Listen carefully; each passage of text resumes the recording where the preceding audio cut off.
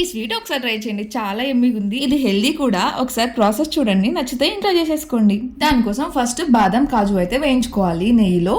అందులో కొంచెం నెయ్యి మిగిలిపోతుంది కదా, దాంట్లోనే కిస్మిస్ కూడా వేసి వేయించుకోండి. అంతే, మకానా కూడా వేయించుకోవాలి. ఇవన్నీ లైట్ గోల్డెన్ కలర్ వచ్చేసాక వేయించుకొని తీసేసుకోండి. ఇలా విరిగిపోతే మకానా వేగినట్టు. ఇక తీసేసుకొని తర్వాత అందులోనే కొంచెం నెయ్యి వేసుకొని కొబ్బరి పొడి కూడా వేయించుకోండి. నేను వెండి కొబ్బరి తురుముకొని వేయించుకుంటున్నా. ఇప్పుడు మనం వేయించుకున్న డ్రై ఫ్రూట్స్ ఉన్నవి కదా, అవి చల్లారిపోయి ఉంటాయి, మిక్సీ పట్టేసుకోవాలి. వీటి మెజర్మెంట్స్ కావాలంటే కామెంట్ చేయండి.